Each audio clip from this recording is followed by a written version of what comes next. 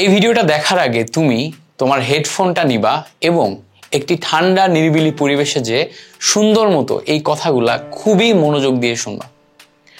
আগামী 6 মাসে তুমি যদি তোমার নিজের জীবনকে পরিবর্তন করতে চাও, জীবনে তুমি তোমার লক্ষ্যে অবিচল থেকে গোলকে অর্জন করতে চাও, তাহলে কিছু প্রশ্নের সম্মুখীন তোমাকে হতে হবে।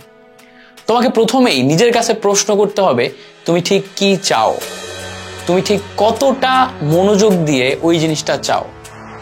তুমি যেই গোলটা অর্জন করতে চাচ্ছ সেটা অর্জন করলে তোমার লাইফের কতটা পরিবর্তন আসবে?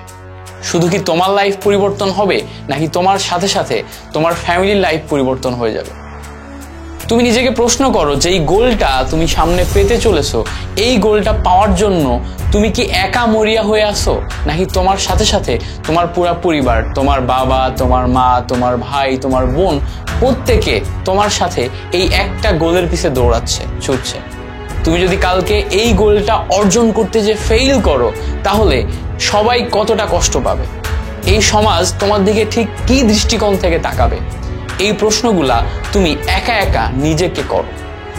এরপরে তুমি নিজেকে প্রশ্ন করো, যদি তুমি নিজে এই গোলটাকে অর্জন করতে চাও, ঠিক কতটা পরিশ্রম তোমাকে করতে হবে? ঠিক কতটা পরিশ্রম করলে তুমি তোমার স্বপ্নের একটা ইউনিভার্সিটিতে চান্স পাবা? ঠিক কতটা পরিশ্রম করলে তুমি তোমার জীবনে ওই লক্ষ্যকে ছুঁয়ে দেখতে পারবা যেটা তুমি তোমার জীবনে ছুঁয়ে দেখতে চাও? এরপর নিজেকে প্রশ্ন করো, তুমি ঠিক যেই ওয়েতে পরিশ্রম করতেছো, পরিশ্রমের ওয়েটা কি ঠিক আছে? তোমার পরিশ্রমের ডিরেকশন কি ঠিক আছে? যদি ডিরেকশন ঠিক থাকে, তাহলে তোমার এই পরিশ্রম কি পর্যাপ্ত? এইটা নিজেকে প্রশ্ন করো। যদি এই প্রশ্নগুলা তোমার মনের ভিতরে একটু হলেও নাড়া দিয়ে থাকে, তাহলে এখন সময় নিজেকে লক্ষ্যে অবিচল করার। নিজের পরিশ্রমটাকে একদম যথার্থ একটা ডিরেকশনে দিয়ে নিয়মিতভাবে নিজের পরিশ্রমটাকে আরো আপার লেভেলে নিয়ে যাওয়া। আমি জানি তুমি পারবা।